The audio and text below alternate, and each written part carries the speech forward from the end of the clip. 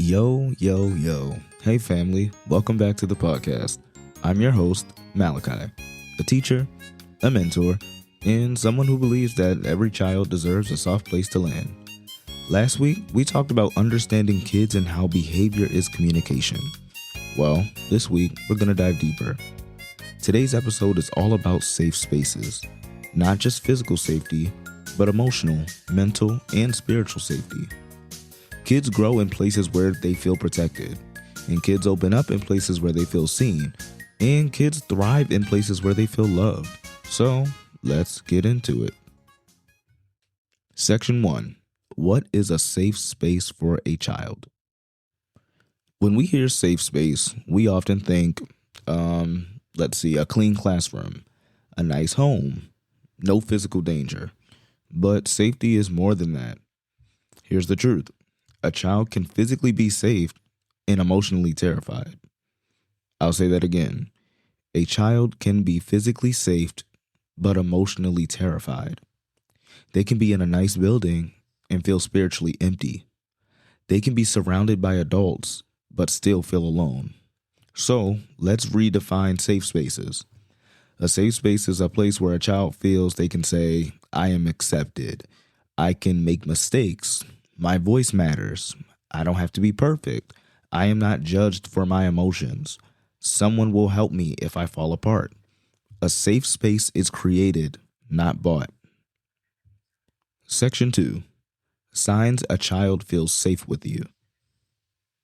You can tell a child feels safe with you by the little things, not the big things. Here are some things that they do. Sign number 1, they begin to open up. Kids do not talk to everyone. If they tell you stories about their day, their feelings, or their struggles, that means trust. Sign number 2, they show their emotions. Kids will feel safe to cry around you. Kids will feel safe to laugh around you. Kids will feel safe to get mad around you. They're not trying to hide or pretend what they're feeling. Sign number 3, they continue to come back.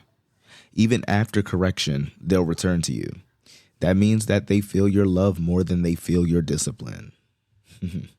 Sign number 4, they seek your presence. They sit near you. They follow you. They look for you first when something happens. I started a new job at a new childcare center, and it's been awesome. It's been great. And I work with 3-year-olds, and there's this kid, I don't want to say his name on the pod, but there's this kid, and he's like, he's 3. I won't say a crash out, but you can tell that he's the kid that always wants mommy, and he wants to do what he wants to do when he wants to do it. And when he doesn't want to do work and he's so focused on him missing his mommy or him wanting to play with toys, like you can't say anything to him. Well, I noticed on the first day there, he was seeking that attention. So I gave it to him. I gave him my attention. I went up to him and I said, what's going on? And he told me what was going on. So what you then can do is start to redirect them. Start to redirect the thing that's making them upset. Give them that attention. The attention he's looking for from his mommy, I begin to give to him. And now I'm only I think I'm on day 6 of the job tomorrow, and this kid follows me everywhere. He looks for me when he's in trouble. We have to create these safe spaces, but we also have to create these safe spaces and set boundaries at the same time so that these kids don't think that you're just their friend and they can run over top of you and do what they want and talk to you how they want to talk to you. Now, sign number 5, they relax physically. You'll see shoulders dropping. You'll see their breathing slows down, and their guard also comes down. Safety is felt in the body before it's expressed in words. Section 3, how to build emotional safety. Emotional safety is the foundation for everything else. A child who feels emotionally safe will behave better, learn better, and grow better. So here's how we build it. Number 1, respond, don't react. Kids remember tone more than words. And if you stay calm, they feel protected and not threatened. One thing that I stand firm on that my parents taught me as I grew up was it's not what you say, it's how you say it. And I know that's old and cliche, but it's real. Number two, validate feelings, not behaviors. So you could say, I can see that you're upset. I understand why you feel that way. Or I'm here for you. Validation does not mean approval. It means understanding. We have to let them know that we understand them. Number three, celebrating small wins. I talked about this on the last episode. Kids want to feel noticed, so point out the little victories. Say things like, thanks for trying. I saw you calm yourself down. I'm very proud of you. Number four, be consistent. Kids trust what they can predict. Your routines, your reactions, your expectations. Consistency builds security. I'll say that again. Consistency builds security. Number five, give them voice. You can ask things like, how can I help you right now? What do you need? Do you want space or do you want support? This teaches them to recognize their own needs. Section 4, how to build mental safety. Mental safety is about helping kids feel stable, grounded, and supported in how they think and learn. Here's what that looks like. Number one, no embarrassment for mistakes. Never shame a child in front of others. Correct them privately and encourage them publicly. Number two, break big tasks into small steps. Kids shut down when things feel impossible. Small steps, they give confidence. Number three, teach problem solving instead of punishing. You can ask things like, what happened? Or what can we do differently next time? How can we fix this together? It turns mistakes into learning and not fear. Number four, help them name their thoughts. Kids often think in extremes. Oh, they'll say things like, and I've heard this. This is things I've heard. I'll hear kids say, I'm dumb. I can't do this. Nobody likes me. Teach them to replace those thoughts with truth. That builds mental safety. Section 5, how to build spiritual safety. Spiritual safety doesn't mean preaching at children.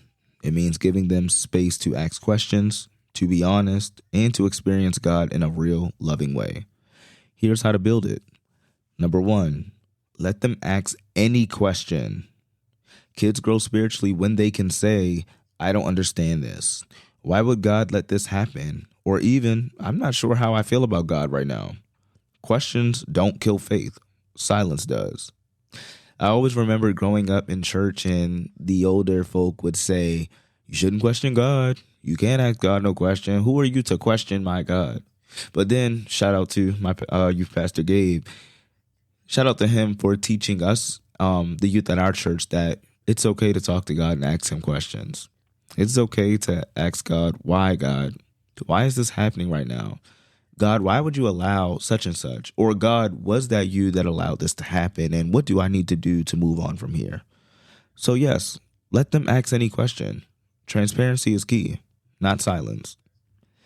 Number two, don't force spiritual maturity. Kids grow at their own pace. We have to guide them gently. We have to lead with example and not pressure. Number three, teach them God's love through your actions. Kids learn about God from how you treat them. Your gentleness becomes their understanding of grace.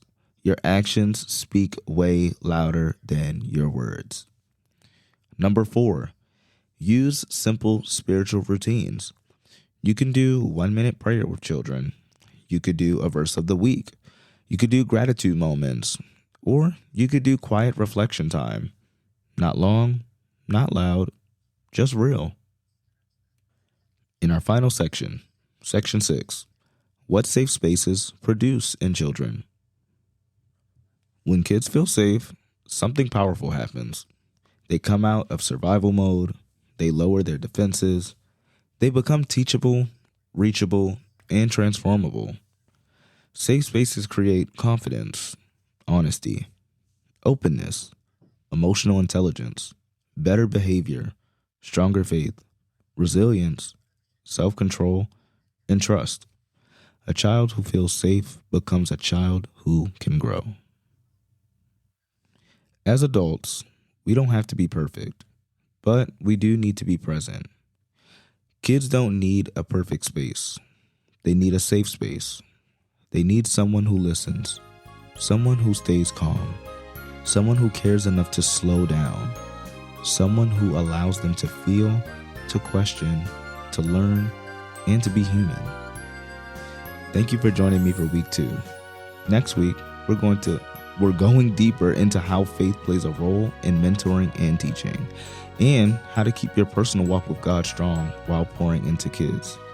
I'm Malachi, and thank you for being here with me.